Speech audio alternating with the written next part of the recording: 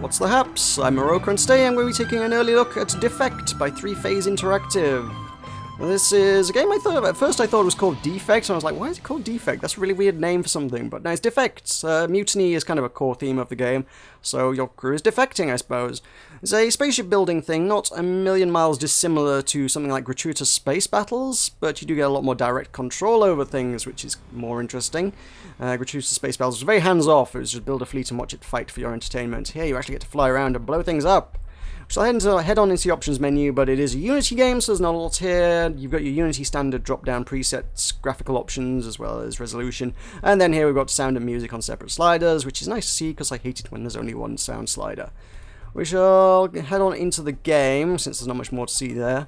We have, you can't go back and replay any of the older levels, which is a shame, because I would quite like to be able to show you some of the older stuff, because I've kind of got to a point where the missions have forks. This one is kind of a race mission, which I'm not very good at, and this one is a long, complex, and decidedly more challenging mission than a lot of what I've currently done, so I keep losing against this one as well. I got really, really close once and then failed it, so I'll have a go at it, since it's probably going to be the best thing to show off the game. Before we go in, we need to build a spaceship. That is the nature of the game. You can hit load down here to load pre-built ones, but it kind of encourages you to build new ones each time. We have 3 power cores. I don't get why there are 3 different ones. They give you all these 3 right off the bat. These are like the 3 you get immediately after finishing tutorial. This one is the best. This is just simply it. That's what it is. You got that one's 30 power, that one's 70 power, that one's 110 power. And it gives you bigger space to work with. Admittedly, compared to a lot of stuff you're going up against, it still gives you quite a small spaceship, so yeah. I guess the other ones are for building smaller, even smaller spaceship, tiny little fighter kind of jobs, but I don't think those would be very effective, so I don't know why you would take those. So let us assemble a spaceship. So this one's going to be our crew component. I want one of those. We need those to man things. So you got your 2 resources down there. Our resources going to be fairly familiar to people who play gratuitous space battles. You're managing your power and your crew. We've got a power meter, 85, because my crew consumes a bunch of power. And we've got 25 crew, because that is what crew we have put in there.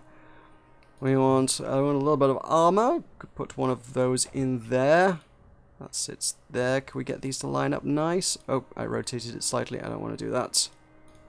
There is snapping, so it's kind of okay. Is that better, or is it smaller? But there's not quite necessarily the precise, fine-grained control I might like. I guess I can kind of do that. I was just using the mouse wheel there. Okay, I take it back now. There's totally fine-grained control. I've used the mouse wheel for everything up till now, but there is that little handle there you can drag to make it make things line up a lot nicer like that. I guess if you zoom in, it probably doesn't look so great. But either way, it's not necessarily something you need to fuss about. This is predominantly for aesthetic purposes.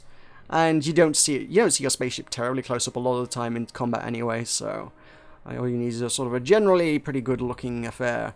I did say early on that if you stack a lot of components on top of each other, they will like overheat, which I think is an interesting concept, but I've not seen anything like that. I guess either I'm really, really good at developing spaceships, or you need to really go overboard and make an awful spaceship in which every component is stacked on top of each other in order for that to be a problem. So I need an engine. Got a few different stats to look at here. They all have varying degrees of thrust and steering. Steering is the interesting one. Most of them don't have much, if any, steering. Most of them have got like 1 steering. This one's kind of cool. It's got 20 steering. That one is less powerful, also has 20 steering. And you're going to want to combine these with wings, because wings will provide the steering for rockets that don't have steering. And all the rockets, you'll notice, or I think pretty much most of them have a negative stability. Some of them have 0 stability. But most of them are negative stability, which means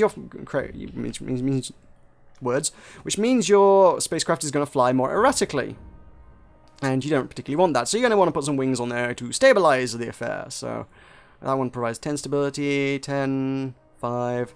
Some of these are a lot better. That one provides 30. So depending on what rockets you got, you might need more or less of those. It's kind of a weird concept, just insofar as, well, we're talking about space here. I don't see why you would want stability. It's there for aerodynamics, surely. There is no air. Rockets shouldn't make you go... Rockets shouldn't be making you fly erratically like that. And quite frankly, wings wouldn't stop it doing that if you added them. That's really strange. I kind of like this one. It adds a lot of thrust with a good chunk of steering for very little stability. It's kind of more expensive on the power than other ones. So if you look at that one, oh, that's only 10 power, that's 15 power, that's 20 power. But in terms of power consumption, I think this is the most expensive rocket, but it's arguably the best as well, I think. So I keep leaning towards this one. We want some wings on there to stabilize it, so we'll have these swooshy ones. Let's have some swooshy wings. They're good. What I want to do there is put symmetry on. Although symmetry is a dangerous tool, because I keep finding myself accidentally making things symmetrical that don't need to be symmetrical. For example, a good example is rockets. If you have symmetry on, as I do now, and you take 2 rockets, and you're like, oh, that's 1 rocket, right? Well, no, have a look in the interface up here. No, you got 2 of them. There's 2 rockets there, which means you're doubling your cost. You're probably doubling your effectiveness as well, I guess, but chances are that if you're doing this, you weren't looking to put 2 of them there on the same spot, and you're actually just doubling your cost for, like, no reason. So you might want to be careful with that one. I'm pretty sure Kerbal Space Program doesn't that, and I'm pretty sure that's where the symmetry kind of idea definitely comes from, because it's a nice little tool to have available to you, but it doesn't quite function exactly as you might like it to. We want some weapons, there's a variety of different ones. This is going to be a nice little beam weapon there. Put a couple on the front of the ship because they've got a good firing arc. They will deal a good amount of damage, just mostly straightforward. Put a turret on top. Don't want symmetry on that one. Put a turret on top. That one's got a much wider firing arc, if not a 360-degree firing arc, but it's considerably less powerful.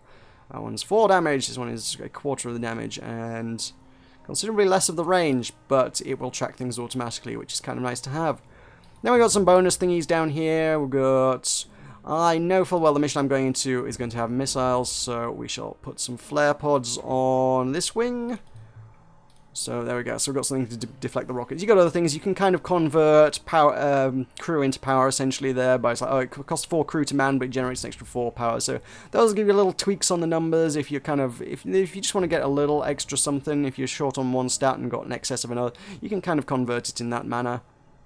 You got, I think there's, I'm not sure if I, is there like a little crew panel somewhere that costs more? I think there might be, yeah, I suppose if you're just going to crew, you can put like small crew pods on there as well, so 6 power gets you an extra 6 crew if you wanted that there as well, so it goes both ways, it's kind of a one-to-one conversion. So we can put directional shields on, omnidirectional shields, there's a few different toys that you can play with. Obviously you've got flares there, you've got scanner which improves the targeting of missiles and range of weapons of things. So that's fun, but I've kind of got everything I can. I think I've pretty much out of resources. You can save it down there. I'm not terribly interested in doing so, and I'll go on fine. Yeah, let's save it. Sure. You can reuse them, but as I will explain in just a moment, you probably won't end up reusing your designs too often. The game generally kind of encourages you to create a new ship design for every level.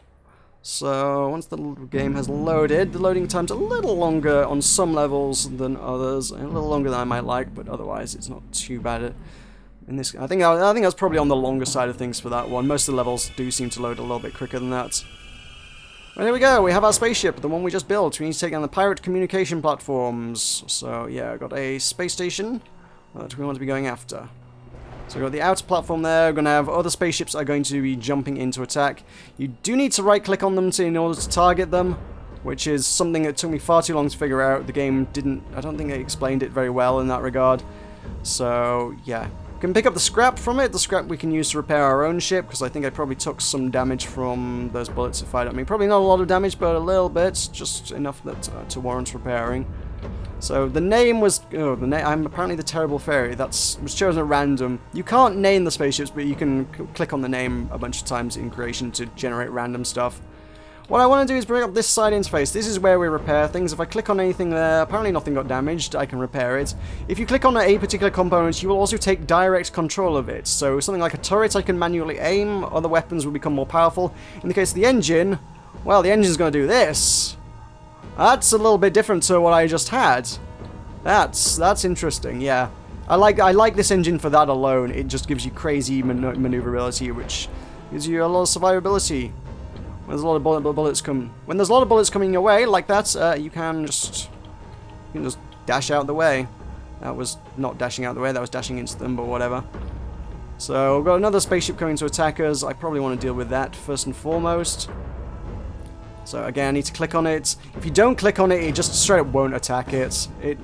it automatically targets the nearest enemy to you, but if something else is like, if you fly away from that target and have another high priority, like I move away from this platform and start attacking a pirate, it won't also attack the pirate until I click on the pirate, which is kind of annoying. I really wish it would do that, but it seems like a minor kind of gameplay tweak that could be pretty easily affected. Additionally, if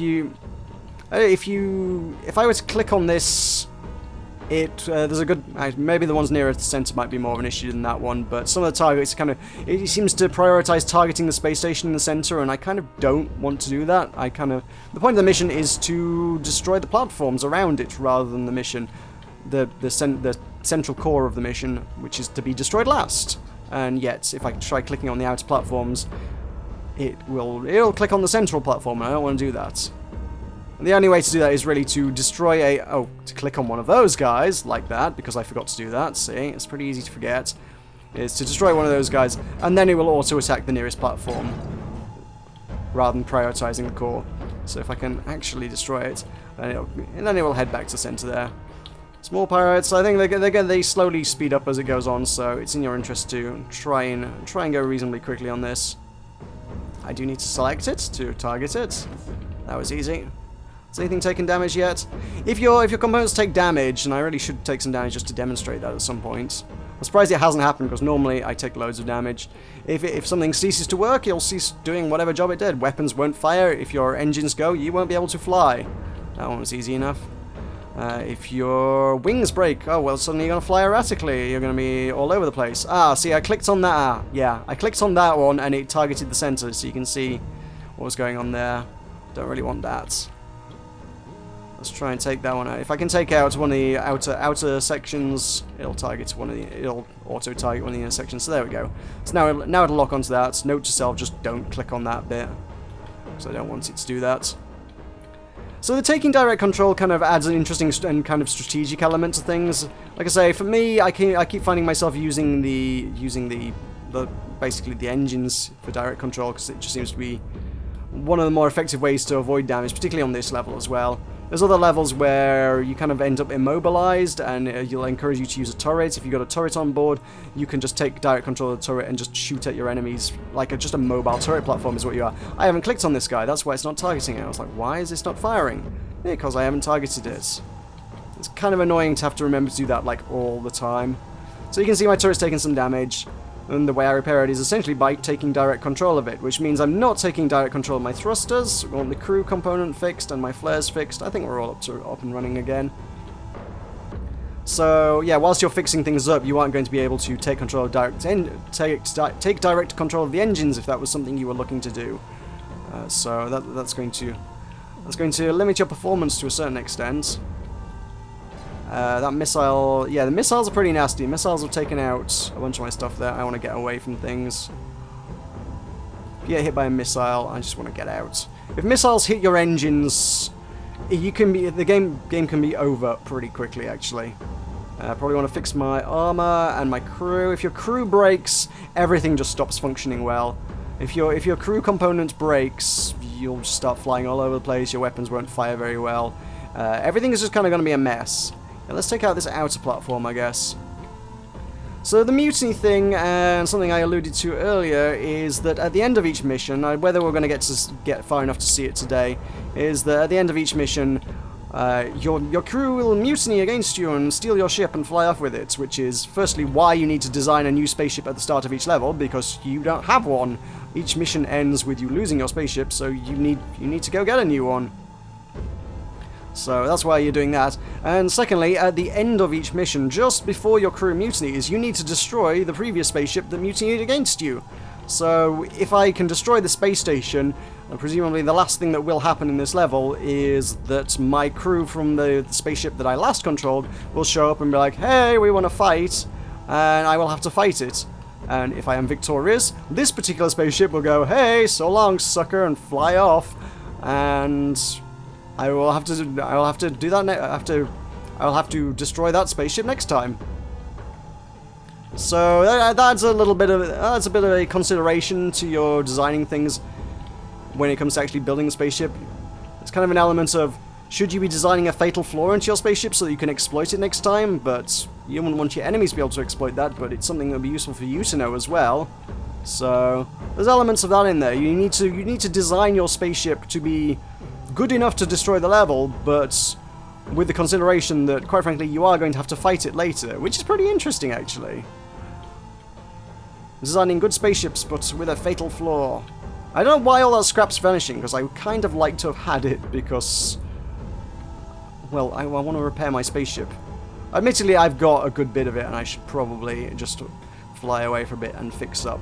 I'm not doing too badly here. Making pretty good progress. And flares, I think we're all good. Let's take direct control of my engines again, head back on in. This is not a bad little spaceship I've created here. Will it work for every level? Probably not. Does it need to be exploited in the next level? Yes, almost certainly. I mean, thinking about it now, what's this spaceship got on it? It's got a good defense against missiles. It's got flares.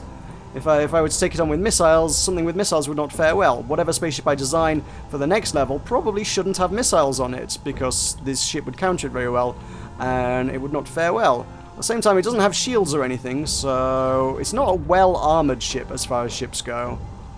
So I reckon just hitting it hard and fast with beams and pulses and things, those sort of things would take it down pretty quick. As we're seeing here, admittedly I am getting hit by some missiles, so missiles are certainly making a mess of it. They took out a chunk of my wings. If my wings were to go down, I would fly all over the place. That would be terrible. The crew seems to be one of the messiest bits to lose. If you lose the crew, yeah, it's just, you're going. You need to fix that up first and foremost, otherwise everything goes wrong. It's easy to go. It's easy to look at everything, especially since you're having to scroll down, and crew's often fairly far down the list. That it's sometimes you can be going, what's wrong with my ship? Why is my ship not working? And you can be blissfully unaware that your crew quarters are completely not working, which I presume the early implication of that is that all your crew have been invented into space and you must clone them again or something. I don't know. Make up your own headcanon. Whoa! See, that's not going well. See, now I can't fly. Now I can fly. Okay. I have no flare pods, so I can't deflect these missiles at all. Now I can. I have no armaments. Now I've got one armament. I've got another. I'm flying right into more stuff. I want to get out of here. Let me just take control of that. Cool, I think we're back up and running. Well, my wings are not the greatest, but whatever. So this is kind of the majority of the game. Most of the missions I've done are not quite as complex as this, but this is the general idea. It's fighting things and finding interesting combinations that will work against things, and trying to maintain your spaceship at the same time. God damn it, that scrap disappeared again. The camera does have a tendency to zoom out by itself for like no obvious reason, which I'm not a big fan of. I wish the camera would stay where it is. You got this lock button. If you lock that, it still automatically changes things. See, it's zooming in again. It's like I would have said the lock should just keep the camera at whatever level you wanted it at, but it just doesn't seem to do that. I don't know if it stops you from accidentally changing, I don't know if that's the point of it, but I wish it wouldn't change automatically itself. I'm not going to fly into that asteroid, that would be a really bad idea. So yeah, there's a few gripes, but this is, as I say, this is an early look, this is a preview, it's an unfinished product, it's not yet complete. This is currently on Kickstarter. It has been greenlit, and I believe the plan is probably to put it on Steam Early Access. Although, outside of a few kind of gripes and bugs and just the occasional hitch, it genuinely seems to be a pretty finished product. I mean, I could happily look at this and say, you know, bugs notwithstanding, this is a pretty finished product. This is a complete game. I mean, I don't know how many levels there are, but I don't know if some of those levels on that level map are just not complete yet, which may well be the case, but from what I've seen so far, it feels like a complete game. It really does. The mechanics are definitely there. There's not a lot to complain about, and it's definitely got some interesting stuff going on. I kind of like it. So yeah, I'll put a link to the Greenlight page below, although that's not a terrible concern because it has been greenlit already. Oh god, my ship's broken. And I'll also put a link to the Kickstarter as well, so you can go check that out as well. But so far, you know, it seems to be coming along pretty nice. So yes, this is Defect by 3-Phase Interactive. I definitely think this is something to be keeping an eye out for. I think it looks pretty cool. Yeah, there goes my crew. Now I'm flying in circles because my crew quarters are broken. And yeah, now I need to fix things up. Yeah, there we go. Anyway, yeah, that's a bit of a look at this. So thank you very much for watching. I've been Meroka. I'll see you next time. Yeah!